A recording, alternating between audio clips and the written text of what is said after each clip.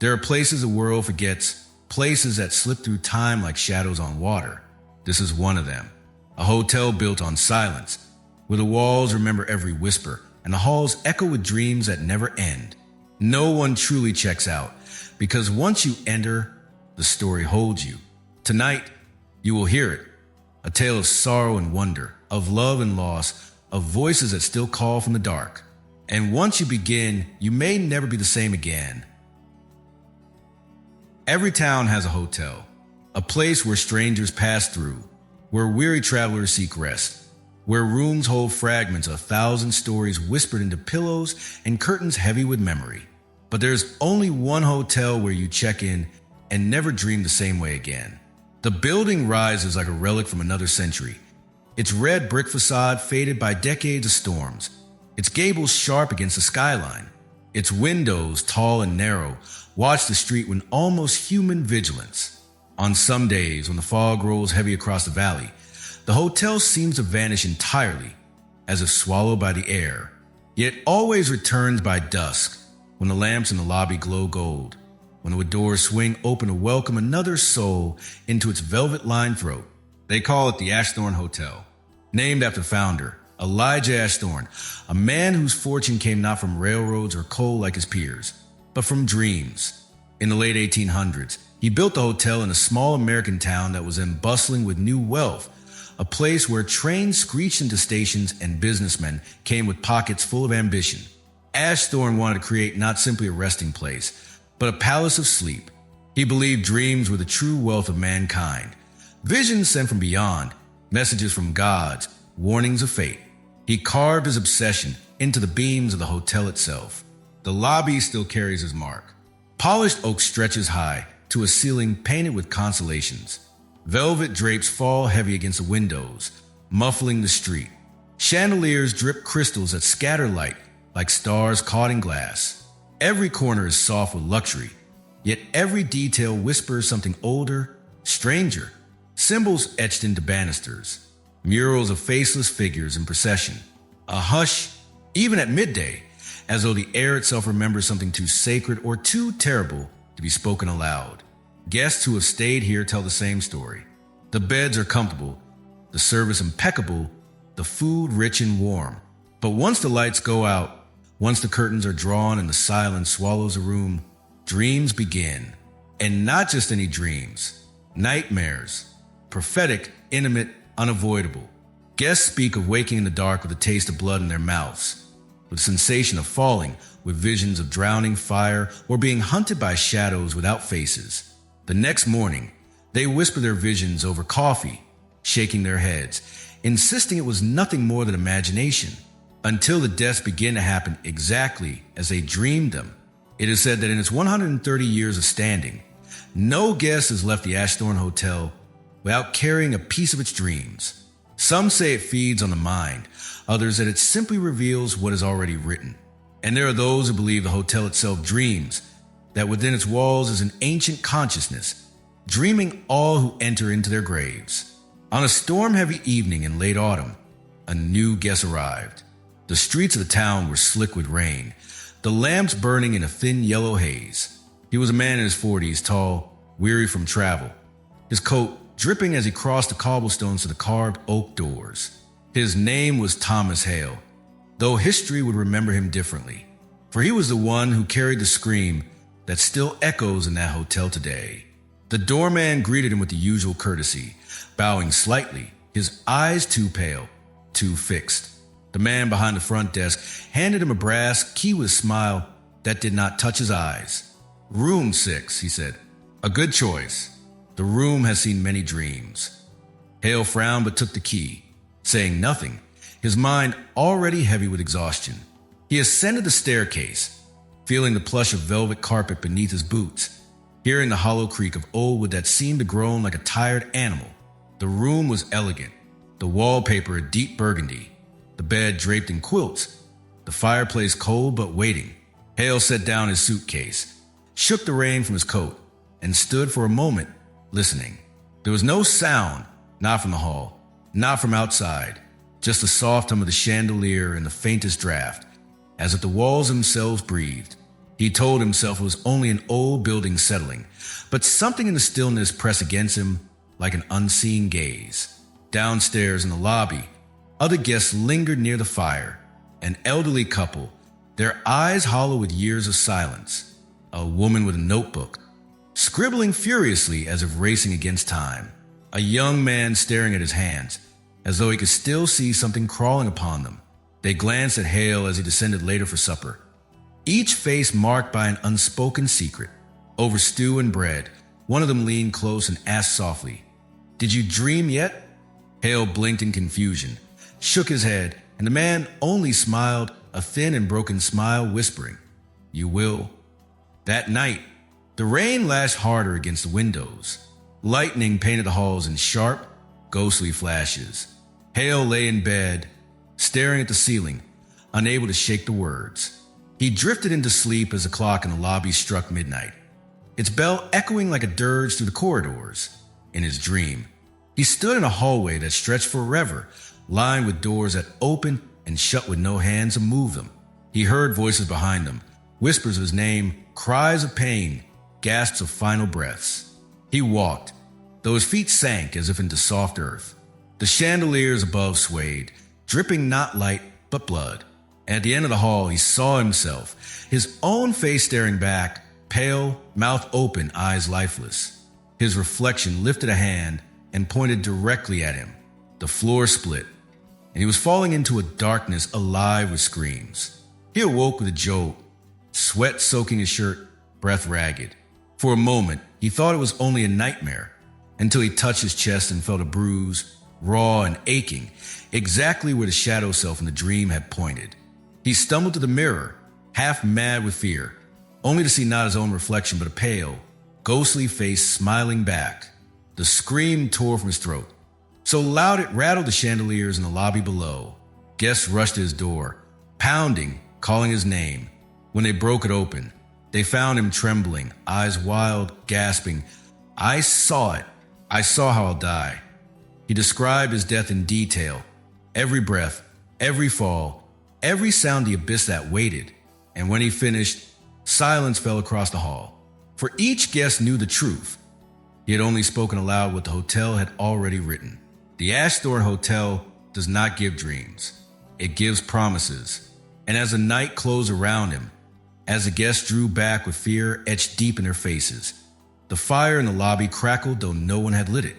The hotel seemed to exhale, satisfied, as though it had been waiting for the scream all along. No one sleeps peacefully in the Ashthorne Hotel. For once you have arrived, your dreams are no longer your own.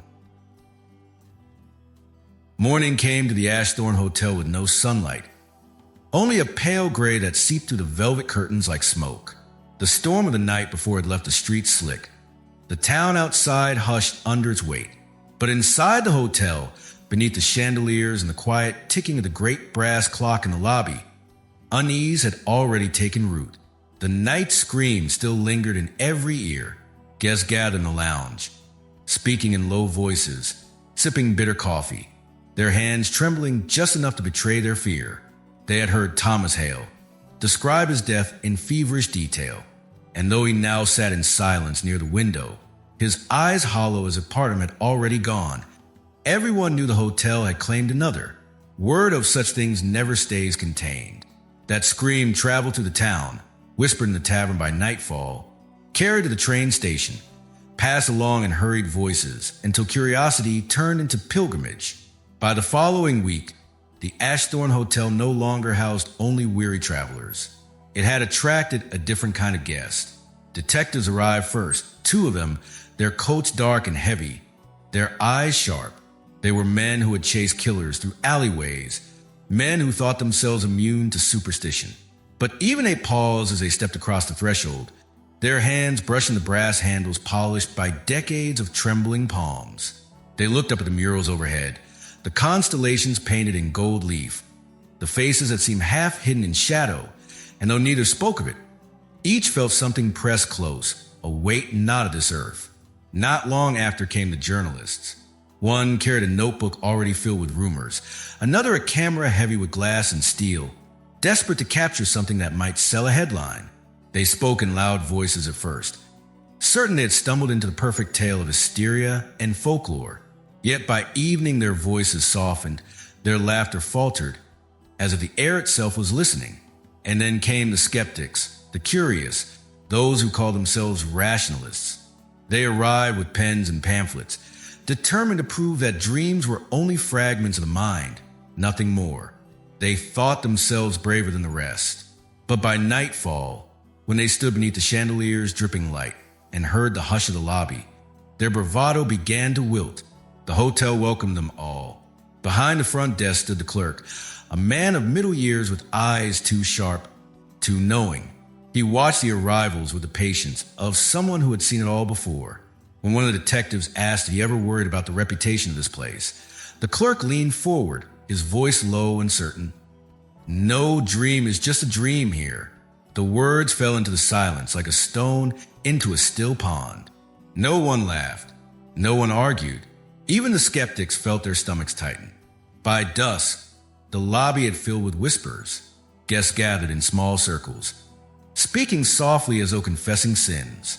And strange it was, though these people had never met before, they spoke of the same visions, the same endings. A young man who had dreamed of drowning in black water found his tale echoed by an old sailor who had never seen him before. A woman who had dreamed of choking on smoke found her words repeated by a coal miner who had checked in that very day. Again and again, the stories overlapped. Different faces, different lives, yet always the same ending breath. The sound of lungs emptying, the echo of a final gasp, as if the dream were not theirs but the hotel's. The detectives wrote notes furiously, but the longer they listened, the more their hands began to shake. The journalists scribbled with pale faces, no longer chasing headlines, but staring as though they feared the words might become their own fate. And the skeptics, once so certain, sat silent, their lips tight, their eyes darting toward the stairs as though some part of them already wanted to flee. It was then that an old woman rose from her chair by the fire. She had been sitting there since morning, her shawl draped around her shoulders, her eyes fixed on nothing. Some thought her mad, others thought her simply lost in age. But when she stood, the room quieted. She walked slowly, her cane tapping against the marble floor, until she reached the center of the lobby. Her voice was soft, yet it carried with a strength that seemed to silence even the storm outside. "You think these dreams belong to you?" she said, her gaze sweeping the room. "You think the hotel is giving you something new, but you are only repeating what has already been dreamt before." From her shawl, she drew a faded photograph, its edges worn, its surface cracked. She held it out with a trembling hand. The guests pressed closer, the journalists raising their cameras, the detectives leaning in. The photo showed a group of faces, men, women, even children. Some smiled faintly, others stared with hollow eyes. The clothes were old, a century gone, the style of another world. Yet the clarity was sharp enough to recognize each face. The old woman tapped the photograph with her cane. "Every one of these people stayed here. Every one of them dreamed the same dream you have spoken of. And every one of them was gone before the year was out." A hush fell. The air seemed to grow colder, the chandeliers trembling as if stirred by an unseen hand. Someone whispered that they recognized a face, a relative, a neighbor. Another gasped as though they saw themselves reflected back from the century-old image. The detectives looked at one another, their skepticism cracked, their eyes dark with fear. The journalists lowered their cameras, uncertain whether to capture the moment or flee from it. And the skeptics sat frozen, their confidence shattered, for the photograph told a truth no pamphlet could erase. The old woman's hand shook as she lowered the picture, her voice breaking into a whisper. "The hotel dreams of death, and once it has dreamed you, there is no waking." At that moment, the brass clock in the lobby struck the hour. Its chime echoed like a funeral bell, each note sinking deep into the hearts of those gathered. The fire hissed in the hearth, though no one had stoked it. And somewhere upstairs, a door slammed shut with a force that shook the floor. The guests turned as one, their faces pale, their breaths shallow. And in the silence that followed, each knew the truth. They were no longer witnesses. They were part of the photograph yet to be taken. Every old hotel has a room guests whisper about, a door people avoid, a number they glance at in the corridor, but never choose when they check in. The Ashthorne Hotel, with its velvet drapes and constellations painted on ceilings, was no exception. There was one room whose brass key had grown tarnished from being touched too often by trembling hands. A room spoken with a hush that carried more weight than any legend. It was Room 6. The investigators who had come to study the hotel's mysteries quickly realized that more than half the stories of prophetic nightmares were tied to this chamber. Some guests claimed they had heard weeping in the vents, faint at first, then louder until it seemed to press against their very bones. Others swore that the wallpaper smelled of burnt paper, as if some great fire had once licked across the walls, leaving scars invisible to the eye but not to the soul. There were those who entered perfectly healthy, laughing at the rumors, only to leave pale and hollow-eyed, muttering descriptions of their own death with a certainty that made their companions shudder. The detectives insisted on entering first, driven by duty more than belief. They stepped across the threshold with their notebooks ready, determined to prove that stories were only stories. Yet even they paused as the air shifted around them. The room felt heavier than the rest of the hotel, as though gravity itself pressed harder there. Dust motes floated lazily in the slant of light from the window, and yet the air stank faintly of char, the unmistakable scent of paper reduced to ash. One detective crouched to check the fireplace, certain it was the source. It was cold, clean, untouched. Still, the scent lingered, as if the room exhaled it from its very walls. The journalists followed, their cameras whirring, trying to catch what the senses could not. But every photo seemed wrong. Faces blurred, shadows stretched too far, corners warped as though the room refused to be captured. The skeptics entered last, eager to declare it all illusion. Yet even they flinched when the vents carried the faint sound of weeping. It was distant, like the echo of someone crying many floors away. Yet there were no floors above them. The weeping grew softer, then stopped, leaving behind a silence that seemed to pulse like a heartbeat. Lore tied the room to the Great Fire of 1893. In those days, the hotel had been a beacon for wealthy travelers, its halls filled with music and perfume, its dining room overflowing with laughter. On a winter's night, a lantern tipped in the servants' quarters, and flames raced through the building. Dozens died before they could escape, their bodies trapped by collapsing beams, their screams swallowed by smoke. Room 6, the story went, had become the furnace's heart. Guests locked inside pounded the door until their hands bled. Their final cries carried through the vents. The fire was contained, the hotel rebuilt, but that room never forgot. Some said the walls of Room 6 absorbed the terror of those who perished, that the plaster itself was infused with memory. Others believed Elijah Ashthorne had sealed the room with something darker, a ritual, a binding of souls, using the deaths to strengthen the strange dream machine he envisioned his hotel to be. Whatever the truth, those who slept their dream not their own death, but deaths that seemed recycled, repeated, borrowed from the past. And sometimes, disturbingly, those dreams became reality. The old woman who had shown the photograph in the lobby refused to enter Room 6. She sat outside, rocking slowly in her chair, whispering prayers under her breath. "That room remembers," she told anyone who would listen. And remembering is worse than dreaming, because memory does not fade. It repeats. It demands. The investigators decided to spend the night there. A foolish choice, some whispered, but necessary if they were to prove anything. The first to lie upon the bed remarked that it was surprisingly soft, almost inviting. But beneath the mattress there was a faint vibration, like the thrum of distant machinery. The chandelier above flickered though no draft stirred, and when the lamp was extinguished, the darkness was complete, heavy, suffocating.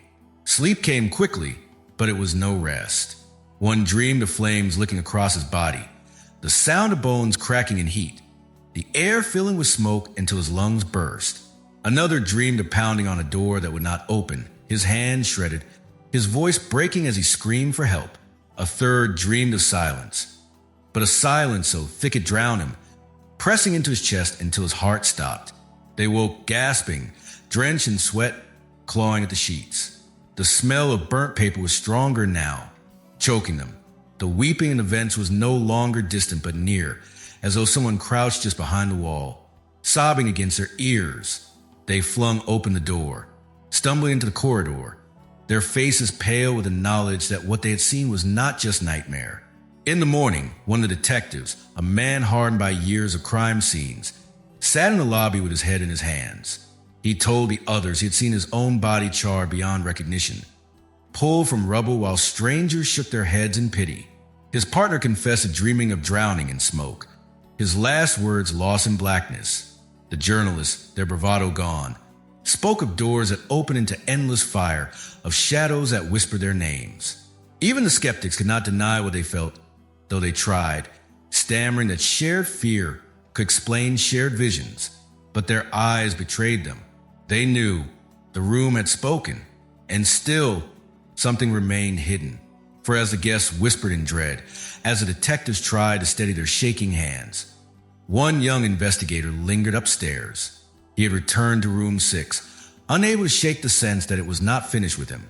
He searched the fireplace again, the closet, even pressed his ear to the walls, listening for the sobs. At last, kneeling beside the bed, he lifted the mattress. There, wedged into the wooden frame, was a book. Its cover was cracked leather, its pages yellowed, brittle with age. He pulled it free with trembling hands, dust rising in a small cloud around him. Across the front, scrawled in faded ink, were the words, Dreams 1923. He opened it carefully, the pages fragile. The handwriting inside was jagged, hurried, as though written in fear. Each entry described a dream, not of the writer, but of guests. Names he recognized from a faded photograph downstairs. Deaths described in chilling detail. Some by fire, some by drowning, some by suffocation. Each entry ended the same way. It came to pass. The investigator's breath caught as he turned to the last page. There, written a century ago, was a list of names. Names of people alive now. Guests still sleeping in the hotel. Even his own name glared back at him in the fading ink, with a line that read simply, "He will find the book, but he will not leave with it." The chandelier above flickered, the air thickened, and from the vent came not a sob but a laugh. Low, broken, endless. The Ashthorne Hotel was not only dreaming, it was remembering, and memory had no mercy. The Ashthorne Hotel had always been a place of whispers, but on that night, it seemed to hold its breath. The investigators, shaken by the discovery of the century-old dream diary, could no longer deny that something in those walls was alive with memory. Yet fear did not send them fleeing into the rain-slicked streets. Pride, curiosity, and perhaps a touch of arrogance drove them to a single, terrible decision. They would stay the night. They would sleep in a hotel, each in their own room, and face whatever dreams it gave them. The clerk behind the desk gave no protest. He only slid keys across the marble counter with a faint smile that revealed nothing, yet hinted at everything. "The hotel has been waiting," he said softly. His voice carried an odd calm, like a priest watching parishioners step willingly into a ritual that had been repeated countless times before. As the guests scattered to prepare themselves for nightfall, the grand clock in the lobby began to tick louder. Its hands moved with a weight that seemed unnatural, as though time itself was thickening, resisting, struggling. Every chime echoed with a lingering after sound, a resonance that trembled in the air long after the metal stopped. The journalists muttered that it was only old mechanics, but even their voices faltered when they realized their watches ticked louder too, their hearts hammering in strange rhythm with the clock.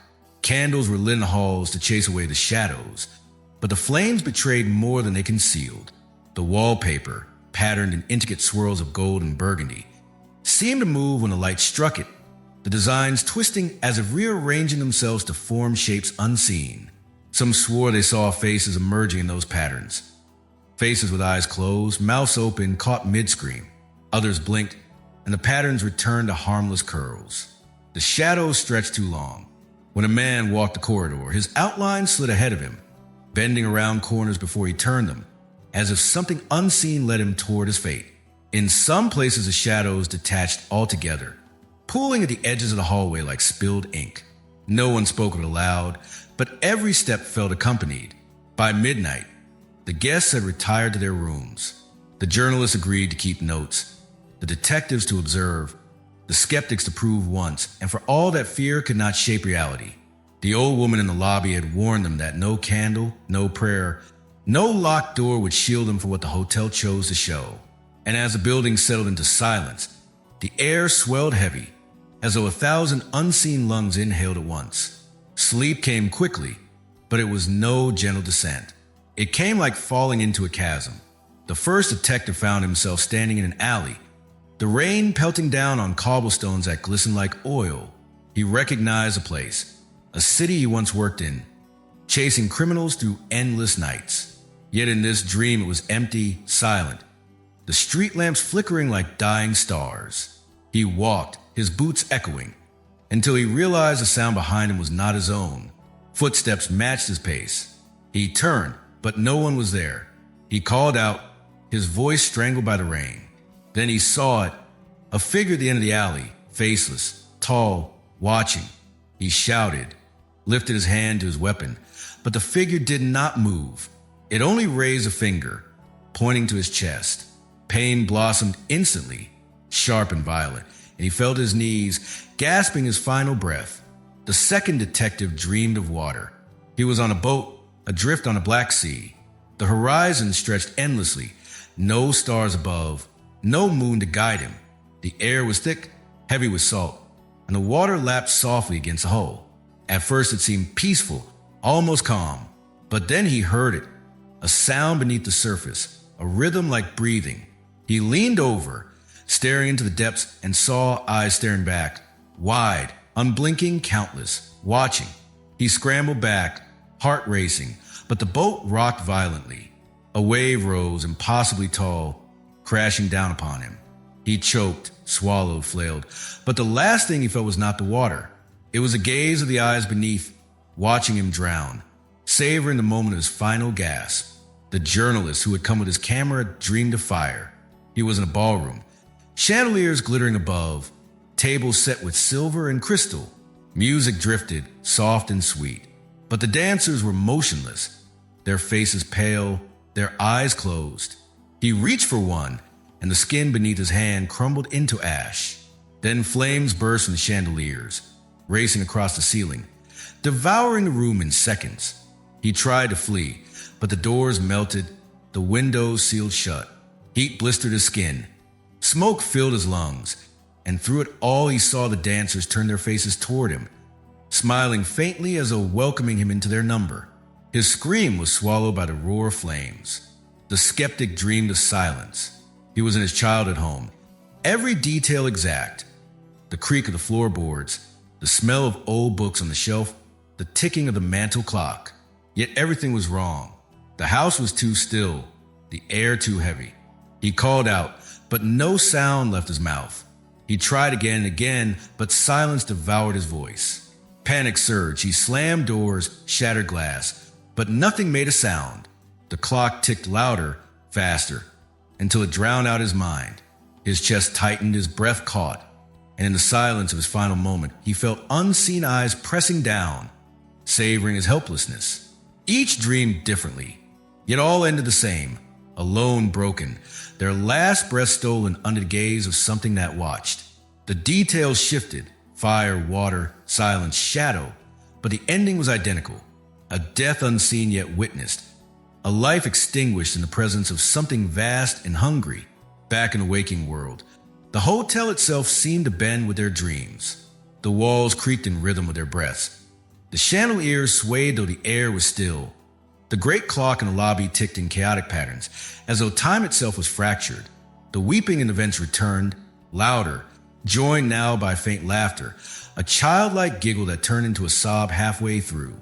The wallpaper writhed as if alive, faces emerging only to fade again, always with eyes closed, as though unwilling to witness what the dreams revealed. In room 6, the young investigator tossed and turned, his hand clenching the dream diary as though it could anchor him. He dreamed of corridors stretching into infinity, each door opening into a different death, one aflame, one drowned, one silent, one smothered. At the end of the corridor stood himself, pale, lifeless, his chest marked with a dark bruise. The reflection raised its hand, pressing a finger to the exact spot. He woke, gasping, clutching his chest, certain he had escaped. But as he sat up, The candlelight flickering across his skin, his breath froze. There, on his chest, beneath his shirt, a bruise had formed. Dark, circular, raw, exactly where the dream had shown. He touched it with shaking fingers, and pain lanced through him. It was real. The dream had not ended. It had followed him back. And somewhere in a vent above, the weeping turned into a low, rasping laugh, as if the hotel itself had been waiting for this moment all along. By dawn, the investigators were pale with exhaustion, their eyes rimmed in red, their hands trembling. The night had left marks on more than their bodies. The bruise on a young man's chest, the smell of burnt paper, the whisper of unseen watchers. All of it gnawed at their resolve, yet none could bring themselves to leave. Fear held them, yes, but curiosity bound them tighter. They needed to understand what this place truly was. That morning, as the storm clouds cleared and the cold light bled through the windows, they sought out the one man in town who might hold the answers, a historian who had dedicated his life to the town's past, and whose family, by misfortune or fate, had watched the Ashthorne Hotel rise from its foundations. His name was Dr. Malcolm Evers. He lived in a house cluttered with books, maps, and brittle documents that smelled of dust and centuries gone. His voice carried the weight of someone who had told these stories too often, only to be dismissed by skeptics who called him superstitious. Yet when the investigators arrived, shaken and desperate, he welcomed them in with a solemn nod, as though he had been waiting for them all along. "You want to know about Ashthorne," he said, pouring tea with hands that trembled more from memory than age.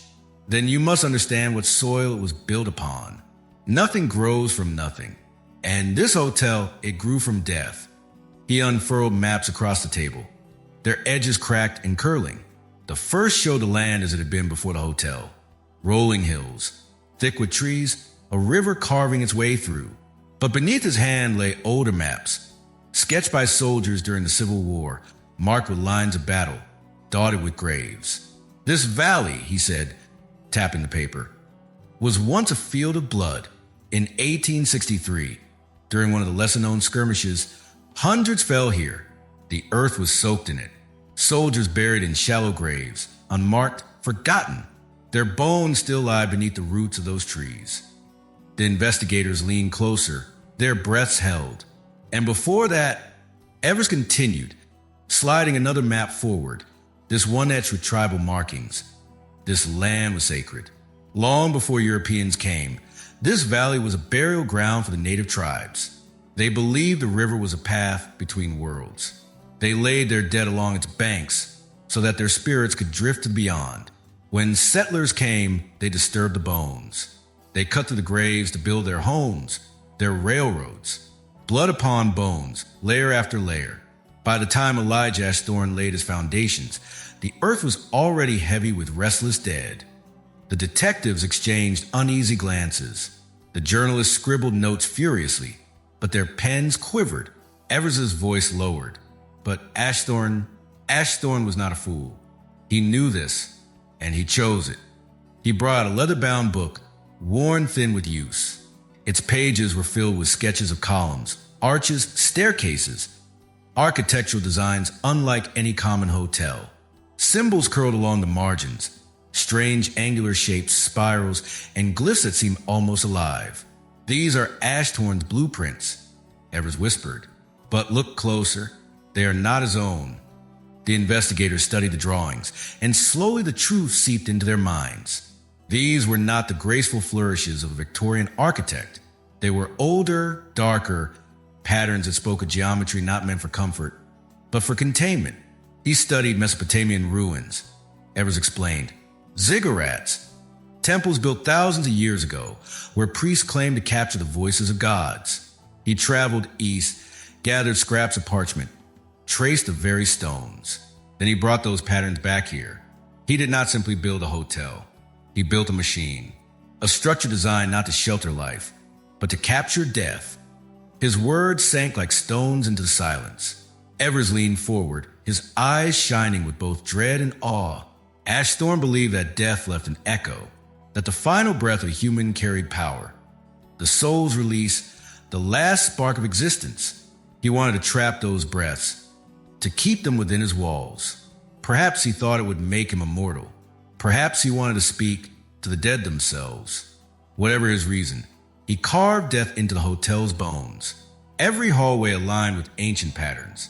Every staircase spiraled with purpose. Even the wallpaper, with its endless curls, hide symbols meant to bind. The hotel itself is a vessel, a tomb that feeds upon those who dream within it. The investigators felt the weight of his words pressing upon them. As if the very house leaned closer to listen, one journalist asked, voice trembling, "Are you saying the hotel remembers every death?" Evers nodded slowly. Not just remembers. Records. Collects. The screams, the last breaths, the visions in those final moments. They are written into its walls. That is why so many share the same dream. You are not dreaming your death. You are reliving the deaths of those who came before. The hotel plays them back, over and over, feeding itself. Every new guest is another page in its ledger. The young investigator, who still bore the bruise across his chest, felt his stomach twist. He thought of the dream diary hidden in his coat pocket, the one written a century ago that had named him. His hand trembled as he pressed it against the leather, realizing the diary was not prophecy, but record, written proof of the machine's memory. Evers sat back, his face pale. You must understand, once the hotel has dreamed you, there is no leaving. Your breath, too, becomes part of it. Silence fell heavy over the room. For a long while, none spoke.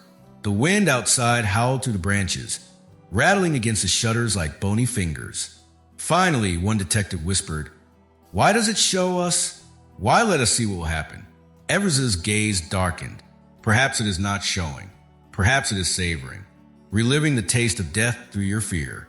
It has no voice of its own. It speaks through you. The weight of his words crushed them. They left the historian's house with dread clinging to their shoulders, returned to the hotel with every step heavier than the last. By nightfall, the chandeliers burned low, their light trembling like the pulse of a dying heart. The great clock ticked louder than ever, its pendulum swinging with unnatural force. The air reeked faintly of smoke again, as though the fire of 1893 still smoldered in the walls. And through it all, the hotel seemed to breathe, its wooden beams groaning, its velvet curtains swaying though no draft stirred. The guests gathered in the lobby, too afraid to retreat to their rooms. The old woman still sat in her chair, staring into the fire with eyes that had seen too much. When asked if she had known Ash Thorne, she nodded faintly. "He smiled too often," she murmured, "but never with his eyes. He said he wanted to build a palace for dreams. I see now he built a prison for souls." The bruise on the young investigator's chest had darkened, spreading like ink across parchment. He kept silent, though fear clawed at him. He could not let them know how close the hotel already had him.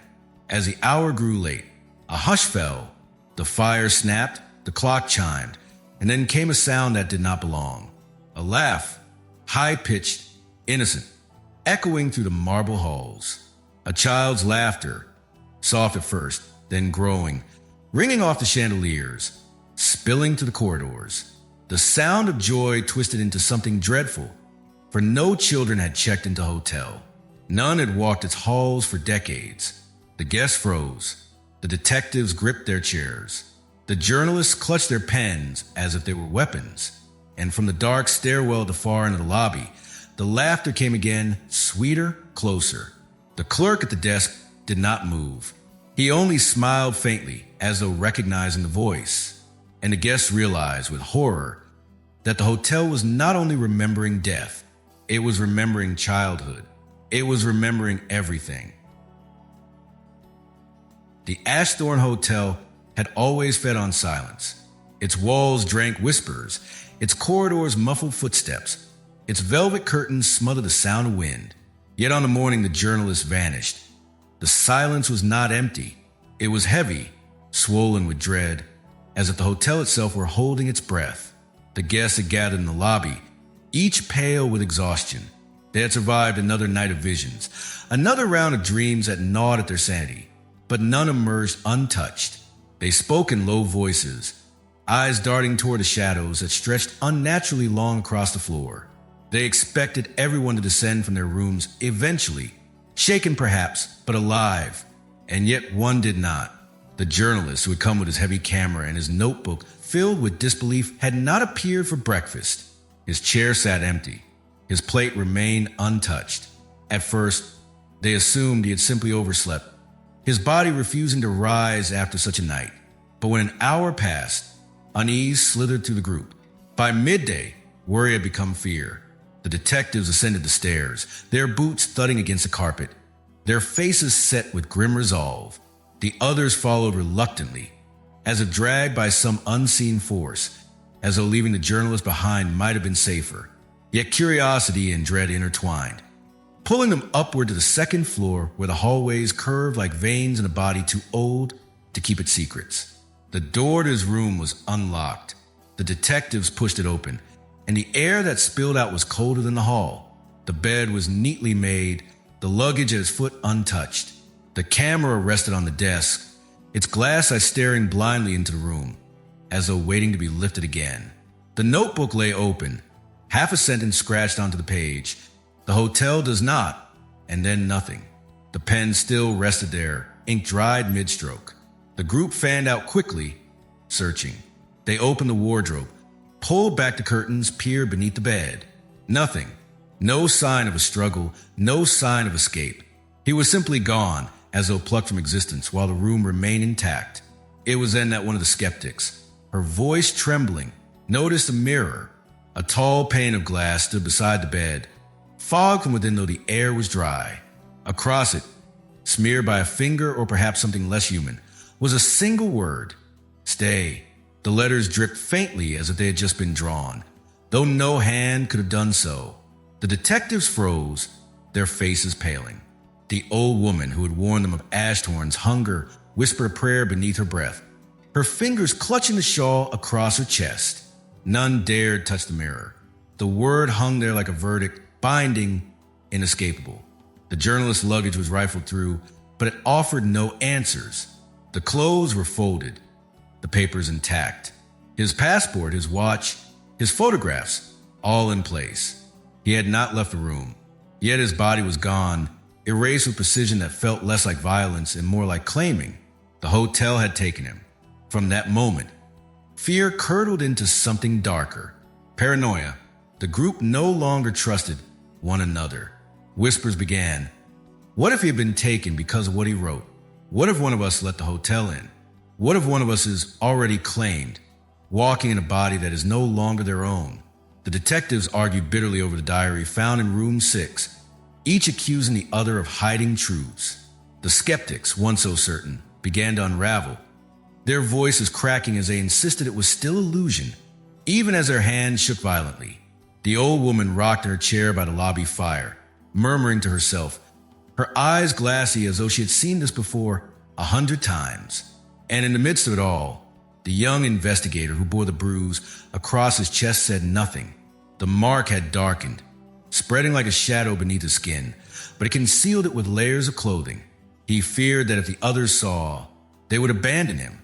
Or worse, they would believe him already lost at the hotel. By evening, the strain fractured them further. Hallucinations spread through the group like sickness. One guest swore he saw the journalist walking down the hall, his camera slung across his chest, his eyes blank. Another claimed to hear typing in his room, the scratch of pen on paper, though it lay empty. A skeptic screamed in the night, insisting a hand had gripped hers in the dark, whispering words she could not repeat. The detectives no longer spoke calmly. Their voices were sharp, accusatory, their tempers frayed. One of you knows more than you admit, one growled, pointing his finger at the rest. People don't vanish into air. Someone made this happen. His words cracked the group further, sowing suspicion like seeds in soil already poisoned. By midnight, madness hung over them like smoke. The great clock in the lobby ticked louder than ever, the sound hammering against their skulls.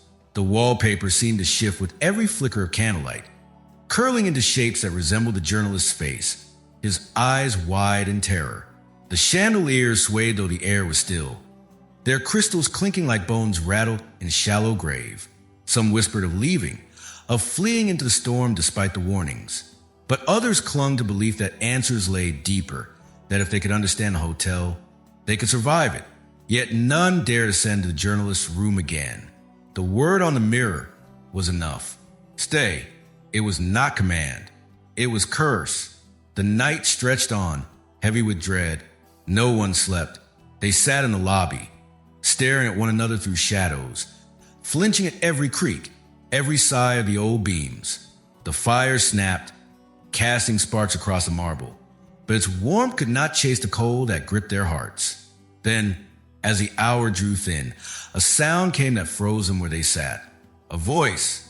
It was faint at first, drifting from somewhere above, carried by the vents. They turned their heads as one, their ears straining, their faces drained of color. It was a journalist. His voice, soft, broken, echoing to the metal like breath caught in a coffin. Help! The sound slithered down the walls, through the grates, curling into their ears. His tone cracked with pain, stretched with distance. Yet it was undeniably him. The old woman closed her eyes and whispered, "The hotel keeps what it takes." The detectives leapt to their feet, their fists clenched, but the voice came again, louder, this time carrying words that made their blood run cold. "Stay with me?" The vents rattled, the sound reverberating through every hall, through every floor, through every chamber where death had once whispered. The journalist's voice rose and fell, sometimes clear, sometimes drowned in static, but always there, always watching, always waiting. The chandeliers trembled. The great clock struck once, though it was not the hour. The shadows deepened, curling like smoke across the carpet. And above it all, the voice cried again, closer this time, crawling through the vents as though the walls themselves carried a soul. "Stay!" And the guests realized, with hearts pounding, that the hotel had not merely claimed him, it had absorbed him. His voice was no longer his own. It belonged to the walls, the vents, the structure itself. He was not gone. He was part of the hotel now. The silence that followed was worse than the voice itself. The morning after the journalist's voice echoed through the vents, no one spoke of breakfast. No one dared walk the hall alone. The Ashthorne Hotel had shown them too much.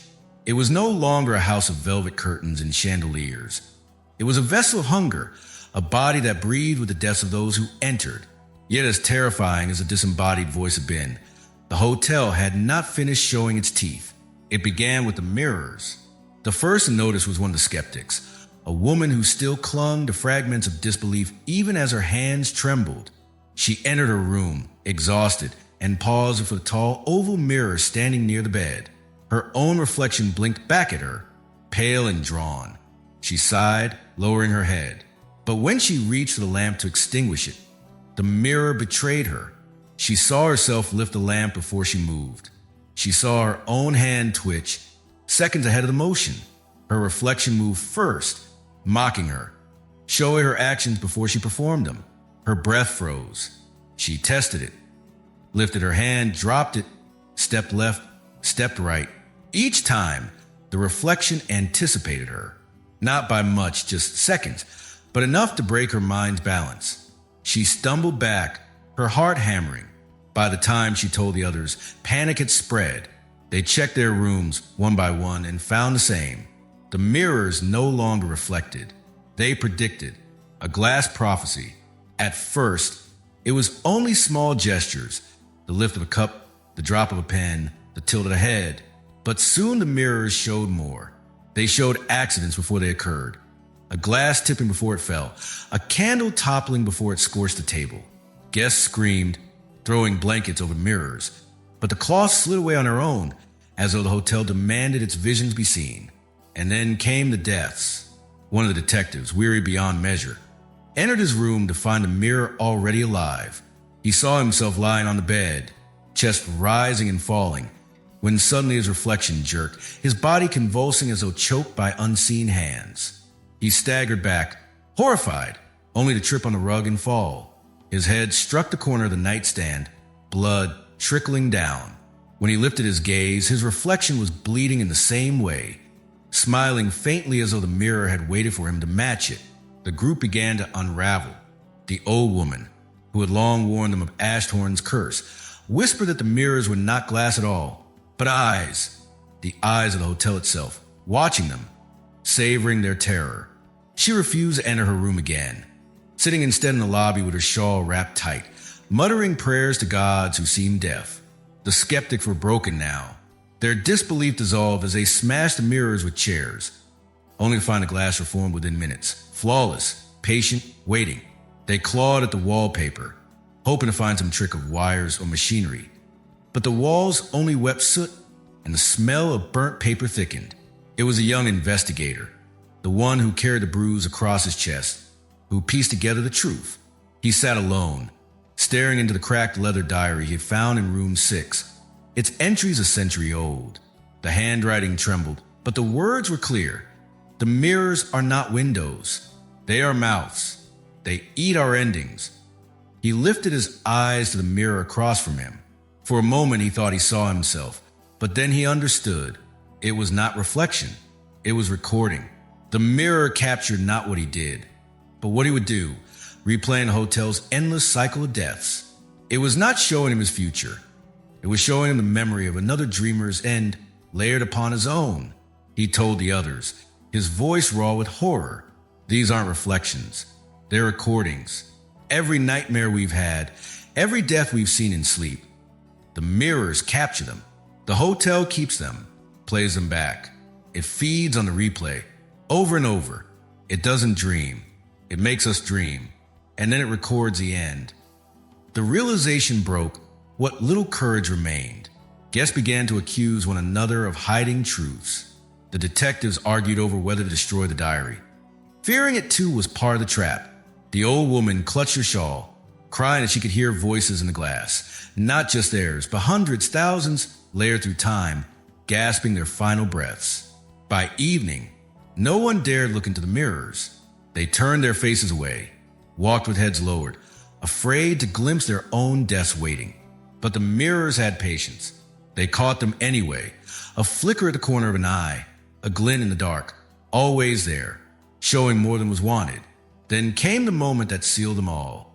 It was late, the fire in the lobby sputtering low. The group gathered in uneasy silence. One of the skeptics stood, her face drawn tight, her voice shaking. "We have to face it," she whispered. "We have to see what it's showing us. Hiding will not change what's already been written." Against their better judgment, they followed her up the stairs. One by one, they entered the grand suite at the end of the hall, a room with a mirror so tall it stretched nearly to the ceiling. Candlelight flickered across its surface, painting the guests in wavering gold. They stood before it, trembling, holding their breath. For a moment it showed only their faces, pale and broken, and then the glass darkened. The reflection shifted. The room remained the same chandelier, the same wallpaper, the same faces. But their bodies lay sprawled across the carpet, lifeless, some with blood at their mouths, some with their eyes open and glassy, some twisted as though in agony, every single one of them dead. The mirror did not stop there. It showed the clock in the lobby chiming midnight. It showed the fire sputtering to ash. It showed them gathered, exactly as they were now, watching themselves die in the same place. In the same moment, the old woman collapsed to her knees, weeping. The detectives cursed, their voices breaking. The skeptics shook with terror, begging it to be illusion, begging it to lie. But the mirror was merciless. It showed them their deaths together tonight. The young investigator clutched his chest where the bruise burned like fire. He whispered, "It's not just recording, it's rehearsing, it's waiting." And then, as if to confirm his words, the reflection in the mirror turned its eyes toward them. Not the room, not the bodies, but the mirror itself, alive, aware, staring back with hunger. The chandeliers trembled. The clock downstairs struck once, though it was not the hour. And in the silence that followed, each guest understood with perfect clarity. The hotel was no longer content to remember the deaths of the past. Tonight, it wanted theirs. When the mirror showed them their deaths, together, in the same room, in the same moment, something broke. Not just in the group, but in each of their minds. Fear that had once been silent and heavy now erupted into chaos, gnawing at reason until suspicion and desperation reigned. The detectives were the first to fracture. One insisted they needed to stay together, to watch one another, to deny the mirror its prophecy. The other snarled that staying together was exactly what doomed them, that perhaps scattering might confuse whatever force wrote their fates. Their argument rose sharp and bitter, filling the halls with echoes like knives scraping against stone. The skeptics could no longer hide behind disbelief. One clutched her head, muttering that they were trapped in a mass hallucination, that none of this was real, that they were still asleep in their beds. The others shouted that they were cursed. Cursed the moment they stepped to the front doors, cursed by Ashwin's design, cursed by the land beneath their feet. They turned on one another, voices ragged, eyes wild. The journalists scribbled furiously, their notes shaking with trembling hands.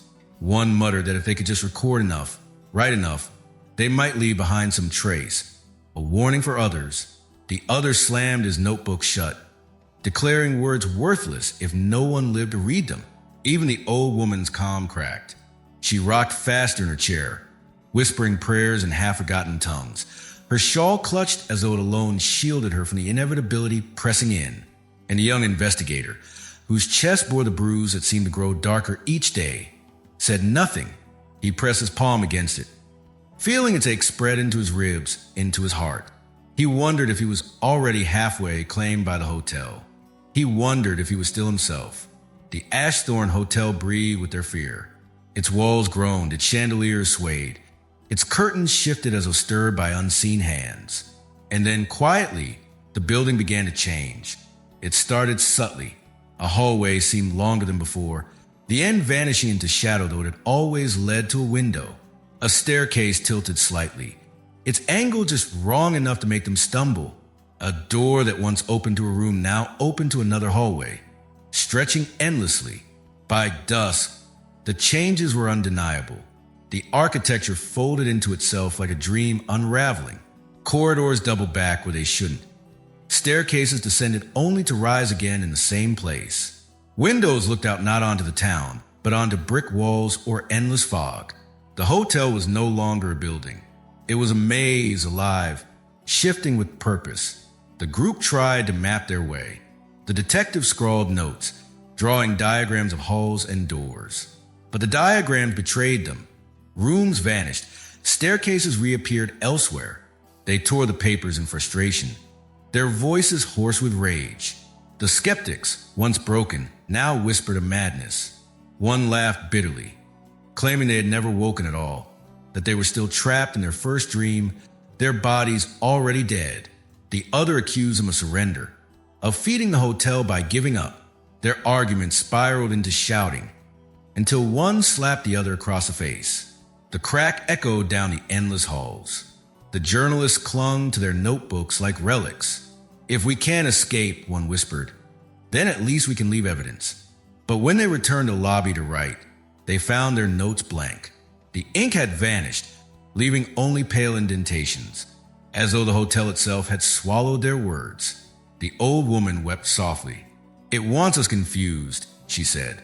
"It wants us to lose reason, so all we have left is fear. Fear is its food. Our terror is its harvest." Night came, and with it, dreams that bled into waking.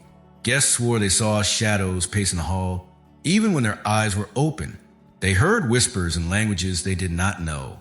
Some felt hands brush their shoulders, cold and fleeting, though no one stood behind them. The line between sleep and reality blurred, until neither could be trusted. The young investigator walked alone at one point, his hand pressed to his bruise. The wallpaper curled around him, shapes forming that looked like faces he recognized. His mother, long dead, her mouth open as if warning him.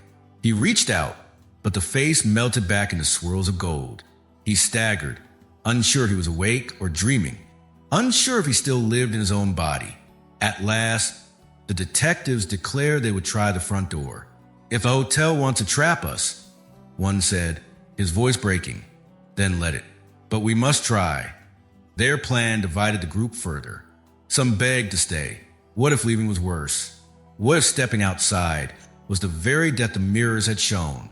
Others insisted they had no choice, that to do nothing was to surrender entirely. Together, they descended the grand staircase.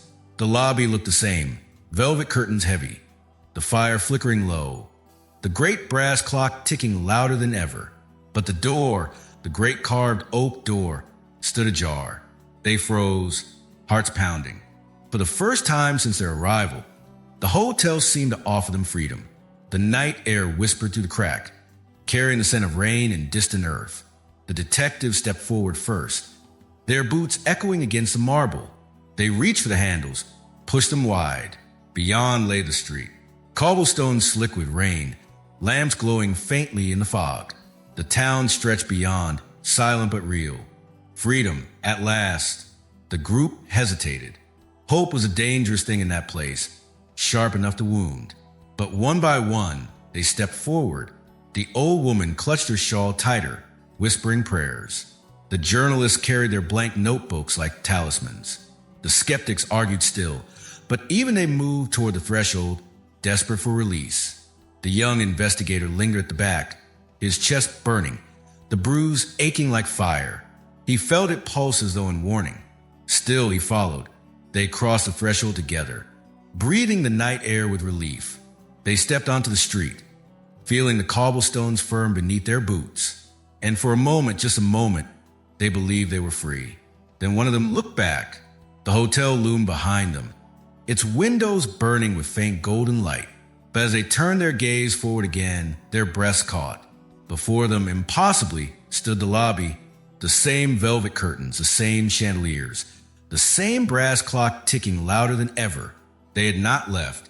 They had stepped to the front door and returned to where they began. The old woman screamed, a raw, broken sound. One of the skeptics fell to his knees, sobbing. The detectives shouted, pounding their fists against the door, opening again and again, each time stepping through only to return to the same lobby, the same fire, the same clock. The hotel had folded upon itself, trapping them in a loop. There was no outside, no escape, and as the group collapsed into despair, the brass clock chimed midnight, its sound rolling to the lobby like a funeral toll. The young investigator pressed his hand to his chest, the bruise searing now, spreading like black fire through his veins. He whispered hoarsely, "We never left, we never will." And from the shadows near the staircase, unseen eyes watched, savoring the moment their reason finally broke. The night after the front door betrayed them was the darkest the group had yet endured. Hope had been shattered utterly. They had seen freedom stretch before them like an open hand, only to step through and find themselves back in the same suffocating lobby. For hours afterward, none spoke. They sat in silence beneath the great chandelier, its light swaying as if in mockery, the brass clock ticking with a weight that pressed on their very bones. It was in that silence that truth began to fester. Fear had already torn their reason to shreds. But betrayal would finish what fear had begun. The detectives stared at one another with suspicion, their argument from the night before still raw. The skeptics muttered bitterly, swearing they could feel unseen hands guiding their every move. The journalists, their notebooks useless now, sat with blank stares, their pens dangling from limp fingers. The old woman prayed softly, her lips trembling as though she knew something none of the others dared to say. And the young investigator, his chest marked with a bruise that had spread like black fire beneath the skin, kept to the shadows. He feared not only the hotel, but himself. For each day the mark grew darker, as if the building were drawing him into its ledger. It was then, in the heart of that silence, that one of the investigators rose. His face was pale, drawn thin by sleepless nights, his eyes bloodshot with terror. His hands trembled, yet his voice was steady when he spoke. "I need to tell you something," he said. "Something I should have confessed the moment we stepped inside." The group turned, their exhaustion cracking into attention. His words were heavy, deliberate, a confession long withheld. "I have been here before." The fire in the hearth hissed. The brass clock ticked louder, as if leaning in. The man swallowed, his throat dry. "Not in body. Not like this. Years ago, I dreamed this week exactly as it has happened. Every step, every scream, every mirror, every door. I thought it was madness, just a dream born of fear. But it haunted me. For years, it haunted me. And when I heard whispers of this hotel, When I saw its name written in some old ledger, I knew it was not just a dream. It was memory, a memory of something I had not yet lived. The group stared, their faces pale. I came here, he said, voice breaking. I came back because I had to know if fate could be rewritten, if dreams could be broken. I thought perhaps by resisting, by denying, by choosing differently, we could escape. That is why I pushed to stay. That is why I argued. I wanted to test it. I thought perhaps if I faced a dream again, I could prove it false. The old woman rose from her chair, her eyes blazing. You fool, she whispered. You fool, don't you see? That is what the hotel feeds on. Denial, resistance. The more you fight it, the sharper it cuts. You thought to outweed it, but you only fatten its hunger. The man's hands shook. I thought I was saving us. One of the skeptics spat bitterly, their voice hoarse. You led us into the jaws of the trap.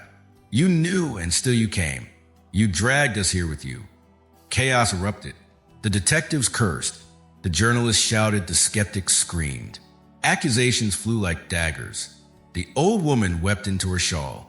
The young investigator pressed his hand to his chest, where the bruise pulsed like a heartbeat. The man who had confessed tried to speak over them. Listen to me. I saw this moment, too. I saw myself here, standing before you, confessing. I saw what comes next. I die here, in this room, on this floor. The words froze them. For a heartbeat, silence returned, suffocating and absolute. He looked down at the carpet, his breath ragged. I tried to change it. I tried to bend the dream, but it only sharpened. Every denial, every resistance made it stronger. And now it will take me, as it always has.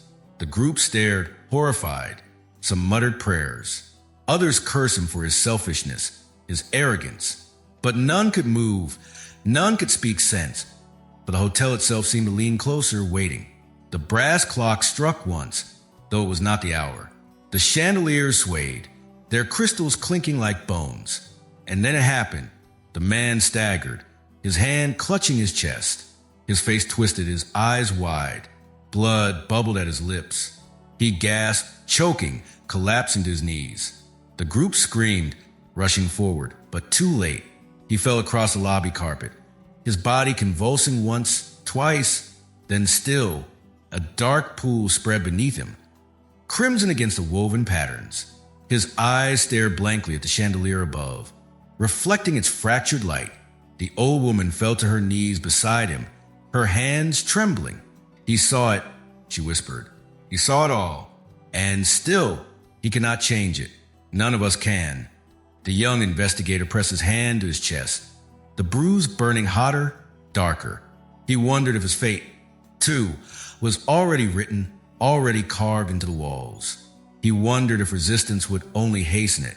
The others backed away, their faces pale, their breaths ragged. The detectives cursed, their voices breaking. The skeptics sobbed openly now, their disbelief shattered beyond repair. And as they stared at the body cooling on the carpet, they knew with dreadful certainty that the hotel had claimed another, not through surprise, not through chance, but through inevitability, through prophecy fulfilled. The brass clock ticked louder, the fire hissed, the chandeliers trembled, and somewhere deep within the walls, a low laugh echoed. Savoring the moment of betrayal turned to death, the group huddled in silence, broken by grief, shattered by terror. They had seen denial feed the hotel. They had seen resistance sharpen the blade. And they knew, as the night pressed down heavier than ever, that their own ends would come not from escape, but from inevitability. The lobby smelled of iron and smoke. The body lay still, and the carpet drank the blood as though it had always been meant to. The body on the lobby floor was still warm when the decision was made. The man who had confessed to knowing this fate, who had returned to test whether dreams could be rewritten, now lay silent beneath the chandelier, his blood soaking into the carpet as though the hotel had always left space for it. His death was not sudden to the others. It was inevitable, written long before his first step into the Ashthorne Hotel. But inevitability has a way of igniting desperate hope, for a fate is already written. Perhaps the writing itself can be found and destroyed. That thought carried the survivors down into the belly of the building, into the place no guest had been meant to go, the basement. They descended by lamplight, the stairs steep and narrow, the walls pressing close like a throat swallowing them whole. The air grew colder with every step, damp with the weight of centuries. Pipes groaned above their heads, leaking faint drops that echoed like the ticking of clocks. At last they reached the bottom, a stone floor slick with condensation, the smell of mold and something older, something like ash. The basement was not empty. Its walls were lined with crates stacked high. They were blackened with age. Dust swirled in their lanterns' glow. But there was more. Against a far wall, beneath a crumbling archway, sat a trunk of iron oak, bound with locks now rusted through. Its surface bore carvings, not decoration, but a symbols, spirals, and angles like those seen in Ashthorn's blueprints. The same glyphs that whispered of Mesopotamian origin. One detective knelt, his hands shaking as he pried the lock open. The hinges groaned like a scream. Inside lay a book, the journal. Its cover was black leather, cracked with time, its corners worn as though clutched by desperate hands. They carried it to a work table, brushed away the dust, and opened it. The pages inside were thick, yellowed, yet preserved as if by design. The ink was brown with age, but legible. Elijah Ashthorn had written in a hand both elegant and fevered. The opening lines struck them silent. "This is not a hotel. This is a temple." The old woman gasped, clutching her shawl tighter. They turned the pages, their eyes racing across words that should not have been written in the hand of a Victorian hotelier.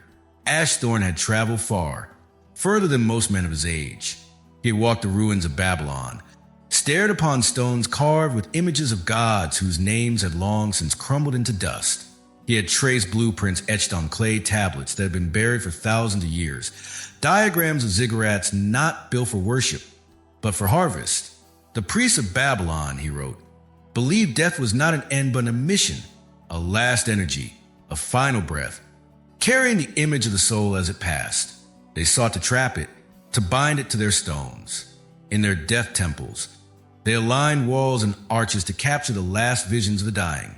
They believed these images could be replayed, studied, fed upon, a machine of death masquerading as a place of prayer. The detectives exchanged uneasy glances. The skeptics leaned closer, despite themselves. The journalists scribbled furiously, though their hands trembled. Ashthorn had copied the designs. He had carved them into his own blueprints, hidden within wallpaper patterns and banisters, buried within the very bones of his hotel. "The Ashthorn Hotel is my ziggurat," he confessed. "It is my temple of final images. Here I will bind the last breath of every guest. Their dreams will show them their deaths, and their deaths will return to me their dreams. Thus the loop will never end. I will harvest the soul's image, and in so doing, outweep the grave." The pages grew more frantic as they read. Ashthorn spoke of corridors built to stretch time, staircases designed to confuse the dying, mirrors polished to reflect not light but memory. He wrote of the fire of 1893 not as tragedy, but as gift. The flames took dozens. Their final images filled my temple like wine poured into a vessel. The walls are fat with memory now. The dreams flow easily. The hotel is alive. One skeptic slammed the journal shut, his face pale. "This is madness," he muttered, but his voice lacked conviction. The young investigator, pressing his hand to the spreading bruise on his chest, whispered, "No, it's not madness. It's design. It's why we can't leave. Why every door folds back to the lobby. We're not guests. We're fuel." They opened the book again, turning page after page. Diagrams showed arches and mirrors connected with lines of energy. Notes describing how the walls absorb dreams like lungs absorbing air. The handwriting grew wilder with each entry. "They think I built a hotel. Fools. I have built eternity. When I die, I will not be gone. The machine will hold me, replay me, as it holds them. I will be the architect and the guest, the priest and the sacrifice." The group recoiled, horror sinking into their marrow. The hotel was not haunted by accident, not cursed by chance. It was engineered, calculated. Its every beam a component in a device built to capture death itself. The old woman whispered, "This is not a house of dreams. It is a snare. It harvests what should belong only to God." A detective slammed his fist against the table, his voice ragged. "If this is true, then maybe it can be destroyed. Machines can be broken. Temples can fall." But the young investigator shook his head, his bruise throbbing beneath his shirt. "It's not just wood and stone. It's fed on us, on hundreds before us. It's alive in ways we don't understand. To break it would mean becoming part of it." Still, they read on. Near the end of the journal, Ashtorn's handwriting grew calmer, colder, as if his fever had resolved into certainty. "They will come. Always they will come. The curious, the fearful, the brave. They will dream, they will resist, they will despair, and all will be bound. Time itself will bend to the harvest. For the temple does not know yesterday or tomorrow. It knows only the final moment. It feeds across centuries. It will know the end of kings and beggars, children and elders, one breath indistinguishable from the next. The last image is all that matters." The group sat in silence, the weight of the words pressing on their shoulders like stone.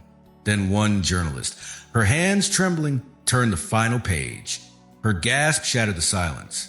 The page was newer than the others, the ink darker, as though it had been written not a century ago but yesterday. And on it were names, their names, each one listed in Ashtorn's hand. The detectives, the skeptics, the journalists, the old woman, the young investigator. Beside each name, a description. A death, blood choking the throat, flames licking skin, silence pressing lungs, a bruise darkening to black. And beneath them all, one sentence that froze their hearts. They will all die tonight, and their images will be bound. The chandeliers swayed above them, crystals clinking like laughter. The fire in the basement hearth sputtered though no one had lit it. And from the walls, faint but rising, came the sound of voices, dozens, hundreds, thousands, whispering the final words of their deaths. The detectives slammed the journal shut, their faces pale. The skeptics sobbed openly, their reason devoured. The old woman rocked, her lips moving soundlessly. The journalists clutched their pens, knowing no words could capture what had been foretold. The young investigator pressed his hand to his chest, the bruise burning now like flame. He whispered, "It already knows, it already wrote us." And the hotel seemed to breathe, satisfied, as though savoring the inevitability of the night to come. The storm had quieted by the time they realized the truth, but silence only sharpened the terror. A silence not of peace, but of suffocation, as if the very walls of the hotel were holding its breath. They stood in the grand dining hall, each of them pale, sleepless, yet strangely lucid, as if every nerve inside their bodies had been tuned to a single dreadful frequency. No one dared to say it aloud at first, for fear that voicing it would make it real. Yet all of them had seen it. All of them had felt it. They were no longer awake in any ordinary sense. They were caught inside something vast and cruel, a dream spun not by their own minds, but by the hotel itself. It was Daniel who broke the silence. His voice cracked, as if speaking against the weight of invisible chains. "We aren't awake," he whispered. "We're still upstairs in those beds." His hands trembled, his words landing like blows. The others turned to him, but none could deny what their own eyes had begun to reveal. For in every reflective surface, whether the polished glass of a window or the tarnished shimmer of an old brass plate, they caught glimpses not of their moving bodies, but themselves lying still, eyes closed, as if in permanent slumber. The nightmare was no longer confined to the hours of midnight. It had consumed their waking lives, sewing them into a fabric of dream from which there was no exit. Marian pressed her hands to her face, her nails drawing small lines of blood against her skin. "I saw myself," she muttered, half delirious. "I saw my lips pale, my chest barely rising. I was lying there, lifeless. Yet here I stand." Her words fell heavy, and the room darkened around them as the lights flickered, shadows crawling over the walls like oil stains. The hotel seemed to groan, its beams shifting, as though it fed on their terror. There was no logic that could explain it. Every attempt at reason only deepened the pit. They were alive and not alive, dreamers and corpses both, prisoners of a place that had learned to dream on their behalf. It was Henry, the one who had once insisted on finding the hotel's blueprints and searching for secret chambers, who finally suggested the impossible. "If we cannot wake," he said, voice hoarse, "then we must force the dream to end."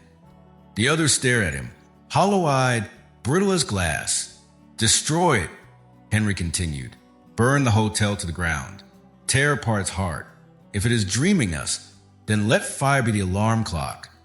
The words rang with a dangerous clarity, the kind of clarity born not from courage but from desperation. And desperation was all that remained. For what was the alternative? To wander endless halls of illusion, repeating deaths that were never final, listening to the echoes of their own screams night after night? They agreed, not with shouts or oaths, but with the silence of those who have no other choice. One by one, they nodded. The plan was not hope. It was a shadow of hope, a last ember glowing before being smothered. They scavenged for fuel. Torn chairs in the lounge, drapes heavy with dust, old ledgers in the front desk, whose ink had long since bled into illegible stains.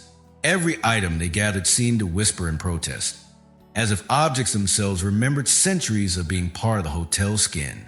The matches came from the kitchen, a small box, damp with age, but still able to spark. Before they struck the first flame, Daniel urged them to walk once more through the halls. "If this is the end," he said, "let us see it for what it is." And so they moved like mourners through the winding corridors, past locked doors and faded portraits of long-dead guests who seemed to watch them with eyes of pity.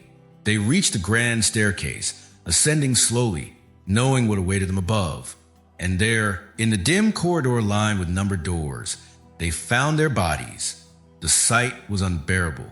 Each one of them lay in the exact room where they had first slept upon arrival, sprawled on beds whose sheets clung to their stillness. Marion's hair spread across a pillow like a shroud. Daniel's hands rested across his chest as though folded by unseen attendants. Henry's face was twisted, caught between breath and silence. Their real selves, untouched, unmoving, souls watching their own shells. Marion fell to her knees, sobbing soundlessly. Henry turned away, unable to meet his own vacant stare. Daniel pressed a hand against the doorframe, his knuckles white. "We are corpses," he muttered, "dreaming that we walk." It was more than any human mind should bear, and yet something inside them hardened. If this was the truth, then they would not bow to it. They returned to the dining hall, arms laden with kindling, eyes hollow, but aflame with grim intent. The first match hissed, then caught, trembling like a fragile promise. The fire spread eagerly, licking the dried drapes, swallowing the ledgers whose pages curled into black petals. The room brightened with unnatural speed, shadows fleeing upward as smoke coiled toward the ceiling. The air thickened bitter, suffocating. For a moment, it seemed to work. The fire roared. The beams cracked, and the hotel trembled as though in pain. The survivors clung to each other, coughing, their eyes stinging, yet their hearts beating with savage kind of triumph. The nightmare would end in fire, just as ancient curses often ended in flame. But then the walls began to ripple. Not collapse, not burn, but ripple, as though they were made of something softer than wood or plaster, something closer to flesh or shadow. The fire did not consume the hotel. It became part of it. The flames climbed, but instead of blackening beams, they melted them into rivers of darkness. Ceilings dripped with liquefied shadow, spilling onto the floor like ink, and then came the sound, a low moan, vast and hollow, not from the earth, not from the wind, but from the very dream that held them. It was the sound of a sleeper shifting in discomfort, of a dream twisting into nightmare. Marion screamed as the firelight bent, forming shapes in smoke. Faces, endless faces, mouths wide, eyes empty. They pressed out from the walls, rising in the flame, as though every soul that had ever perished here was being exhaled. Their cries were voiceless, yet each survivor felt them inside their bones, begging, warning, cursing all at once. The survivors clutched each other, the heat unbearable, the shadows clinging like tar. Daniel tried to speak, but his words dissolved in the roar. Henry stumbled forward, trying to strike more matches, as if more fire could undo what fire had failed to do. Marion collapsed, whispering prayers that no god seemed to hear. The hotel was not dying. It was changing. The fire did not break the dream. It fed it. The flames rose higher, bending into arcs that framed the survivors like a stage. The walls buckled, then melted into corridors of pure shadow, infinite and twisting, as if the hotel's true shape was being revealed. Not brick and wood, but a labyrinth of dream stuff, alive, ravenous, eternal. They were falling, or thought they were falling, into a place without ground, without ceiling, where every corner of the hotel had unfolded into an endless dark.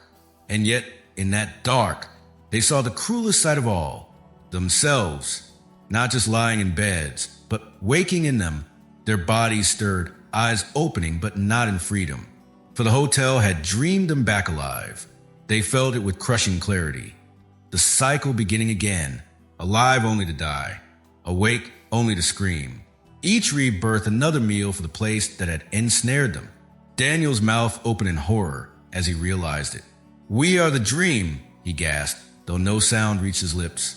Henry tried to run, but there was nowhere to run. Marion reached the fire, but it was no longer fire. It was the breath of the dream itself, searing yet cold, burning yet unending.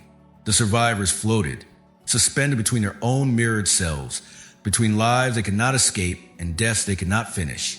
Around them, the hotel pulsed, an endless heartbeat of shadow, a sleeper who never truly woke. And as the last ember flickered out, as their screams turned into whispers swallowed by the dark, they felt the final cruelty. The hotel was not dreaming them by accident. It was dreaming them deliberately, carefully, tenderly, almost like a child rocking a doll it loves too much to break, but too little to save. The flames died, the shadows closed in, and the survivors vanished into the endless cycle, burned alive only to be reborn in silence. Dreamers trapped forever inside the dream a hotel that would never let them go. The walls sighed once more, like a sleeper turning over, and the nightmare continued. I remember sunlight, warm, golden, forgiving sunlight, brushing across my face as though the world itself had decided to grant me pardon. The hotel was behind me, a great stone carcass swallowed in shadow, and I told myself I was free. I told myself I had survived. I walked, stumbling, across cracked pavement, the air sharp with autumn, my chest rising and falling with breaths that tasted of relief. I was alive, I thought. I was outside, I thought. I was no longer in the grip of those suffocating velvet corridors. But relief is a fragile thing. It crumbles the moment you lean too heavily on it. At night, the whispers began. At first they were faint, the way a child might hear waves in a seashell, a distant susurrus buried in the folds of silence. I told myself it was the echo of memory, a mind trying to reconcile what it had endured. But then the whispers grew clearer, syllables forming, voices becoming familiar. They called names I had heard in the hotel, names of those who had checked in and never left. I heard their sobs, their laughter, their final screams. They echoed through the stillness of my nights like a choir of the damned, all speaking at once, yet all saying the same thing. Come back. I tried to resist sleep. Coffee, pills, pacing until dawn, none of it could shield me. When my eyelids dropped, I found myself back in that endless hallway, the carpet soft and suffocating underfoot, the brass key dangling cold and heavy in my hand. Always the same door ahead, always the same numbers etched deep into its wood, always the certainty that if I turned the key, something unspeakable would greet me on the other side. Days became strange, blurring at their edges. The sunlight I had cherished began to feel wrong, too bright, almost artificial, like the painted backdrop of a stage. I walked among people, yet I felt I was drifting, untethered, unseen. I touched walls, glass, stone, and all of it seemed thin, brittle, like the skin of a bubble ready to burst. And everywhere in the corner of my vision, I caught glimpses of red velvet, of brass glimmering faintly, of shadows retreating before I could confront them. There were moments when I almost believed I could push through. I would sit in parks, listening to the rustle of leaves, watching children laugh as they chased each other, feeling the pulse of the living world. But then in the hush between sounds, the whispers would return, wrapping themselves around my ears. And always, always, the vision of that hallway would creep closer, its silence deeper than any night, its stillness more suffocating than any grave. I told myself stories to stay sane. I told myself I was a survivor, that all the others had perished within the belly of that place, but I had escaped. I told myself I bore witness, that my task was to warn, to tell, to make sure no other soul would wander blindly into that abyss. Yet as I spoke the words aloud, sometimes to strangers who eyed me with pity, sometimes to no one at all, I felt the ground beneath me shift. The more I told the story, the less certain I became that it was mine to tell. One night, I woke to find a brass key on my bedside table.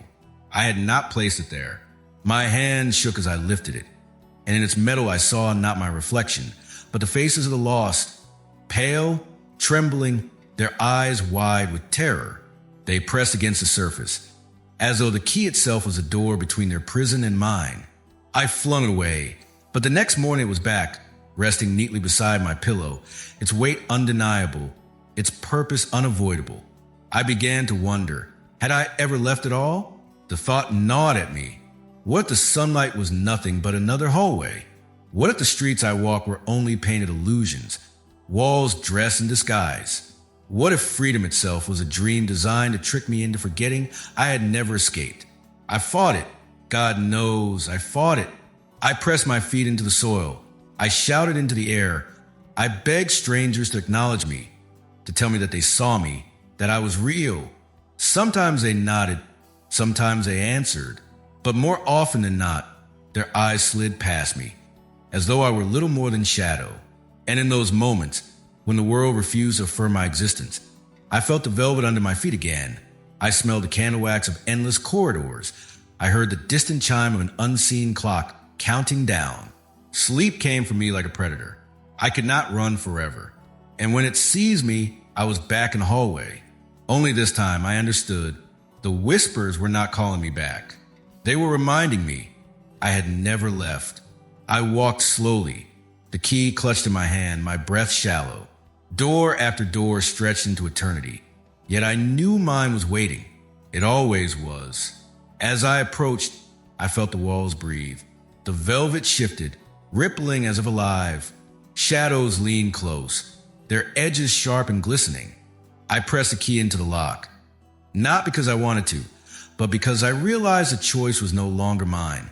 Inside was a mirror, a simple mirror, tall and thin, framed in gold that had tarnished into something black and slick. In its glass I saw myself, not the survivor, not the freed soul basking in sunlight, but the one who had never left, the one who had been speaking all along from within these walls. The survivor's tale, the relief of escape, the illusion of freedom. It was all the dream. This was the truth. The whispers grew deafening, and as I pressed my palm to glass, my reflection smiled back, a fraction too late, a fraction too wide. I knew then that I was no longer narrator, no longer witness. I was another guest, another soul who had checked in and never truly left. The hotel had folded me into its story, as it had done with countless others, turning memory into nightmare, nightmare into eternity. And yet, even here, within its endless embrace, I tell the story. Perhaps that is the cruelest trick of all, that I believe I am warning you, that my words spill into the world beyond, that someone, somewhere, might hear and choose to stay away. But deep inside, I know that if you hear my voice, if you listen to this tale, it is only because the hotel allows it, because it wants you to hear, because it wants you to come. So I sit in this velvet hallway, whispering across the veil, pretending I am free, pretending I am outside in the sun, pretending I am not holding the brass key even now, tracing its grooves with trembling fingers, waiting for the moment it drags me once more into the mirror. And I whisper this softly, as though by a fire where we sit together. You, me, and the countless others who thought themselves survivors. If you ever sleep in that hotel, and you dream your own death, don't wake up, because the dream never ends.